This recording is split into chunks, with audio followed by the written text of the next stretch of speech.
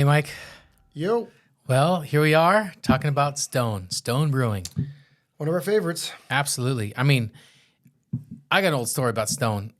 I have never even heard of craft beer until our brother-in-law, Brian, said, hey, check this thing out. It's called Stone IPA. I'm like, And we never look back. never look back. It was the gateway. It's my gateway beer. Well, let me let's. I got the hazy over here. Let's a try hazy it? IPA. Okay. Yeah, let's try this out. We got the tall boys. Got the tall guys here. For the extra fun. Cheers, bro. Cheers. Yeah, it's a classic. It's a standard. My favorite part of cracking a beer is when it's ice cold, just like this, and it just tingles down the throat.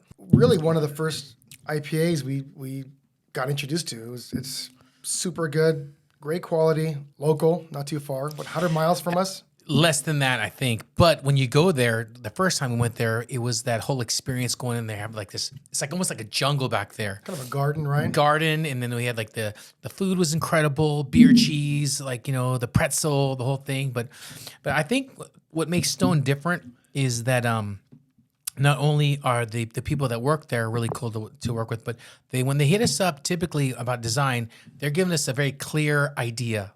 Like in fact, this thing that they said, hey, look, we want to do something that kind of has a nod to Harley. We want to use an eagle, American Eagle. We want it to feel very hand drawn and something custom. Yeah, it's what they do, which is kind of cool. Is that Can we hold this up? yeah? Basically, yeah. So what's cool about this is that they like having collections, right? So instead of just like random designs, they want, hey, we want our next 4th of July independent cool thing to be Americana throwback. They send us a bunch of cool references of old school stuff. That's what I like about those guys. They give us references, and it's a clear direction. I want it to look like this. Yeah. I want to have red, white, and blue. We want an eagle. We want these things. It was all about a cool mood board, pulling that together. We always start when it comes to that kind of thing. We always start with our clients some cool sketches. Right. Hey, what direction? What kind of type? What do you want for the look and the feel of it? And then they narrow down one of them. Mm-hmm. And then, because we've had other clients say, hey, I want to use an eagle. Yeah. And sometimes people might think that, hey, here's my concept, but eagles are hard. It's a classic American thing. So, a lot of people come to us with the same kinds of ideas. And I think what I like about this, it just looks but if it's totally Americana, different. Americana is a bald eagle, right? All day long. For real. Yeah. But they kind of like that. I don't know. It's just kind of a 70s cool throwback, all hand I like the 3-dimensional. I like that you can see the pen lines in it, and how this feels very hand drawn, like it is. And what I like about it a lot is that it's great for 4th of July, but it could be year round.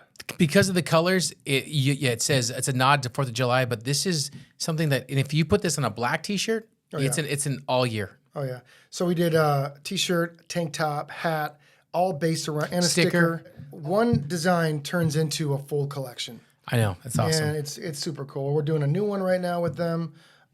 They're great. They come up and visit us. We go down there.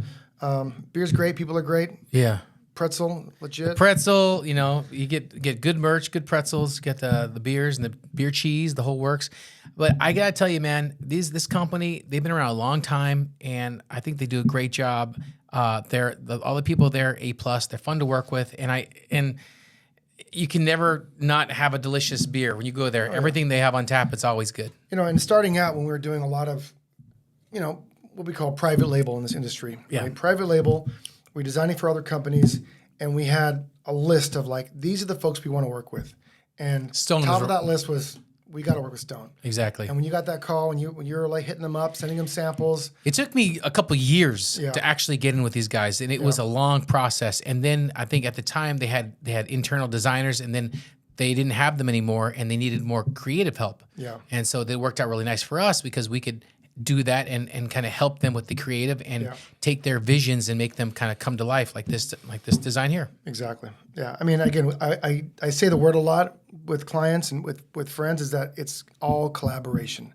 Right. It's not just our idea has to win. No, Like, what are your ideas? What are our ideas? Let's put them together. Let's have lunch. Let's talk about it. Let's have a beer. Hanging out with them, drinking a beer, that's when some of the best ideas come out 100%. because we start talking about something totally unrelated to design. Yeah. And then it comes back around. They're like, hey, by the way, can we do something like this? We're like, yeah, that's a great idea. We're in a world of Zoom and you know, that whole tech.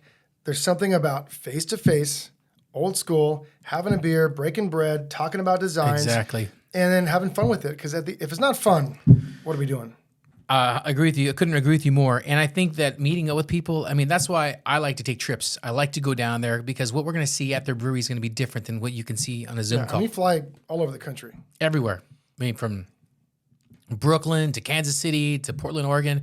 And we like to go on these trips. I mean, you know, I love being at the office. It's great, but it's always good to mix it up and A couple get nights, you can get anywhere.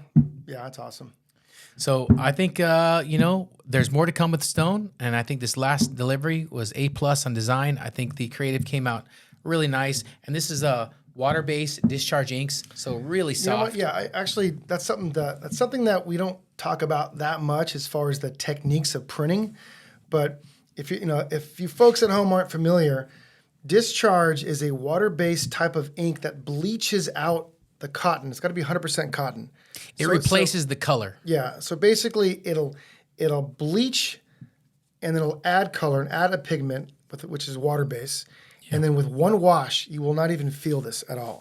It's already pretty soft out of the gates. Yeah, it's soft, but with one wash, you don't feel it at all. And what's so cool about that is that the colors still stay pretty bright. Yeah, for sure. I mean, we have our own print shop just around the corner. Across the street, actually. Yeah. And again, but discharge, it is not the easiest ink to work with. Yeah, I know. But it's so much better. And it's like not that much more expensive. We get more mistakes because ink dries up and if it's too hot. But at the end of the day, but it's soft. The product feels has good. to be legit. And honestly, it makes a big difference. Opposed to the other is Plastisol, which is like thick plastic ink. And sometimes it's okay. But sometimes it's cool, but if it's a big print like this, it almost feels like you're wearing a sticker. Yeah, you don't want that. No stickers. Yeah, no stickers. Soft, nice. So, yeah, stoked. Stone, thank you. Cheers.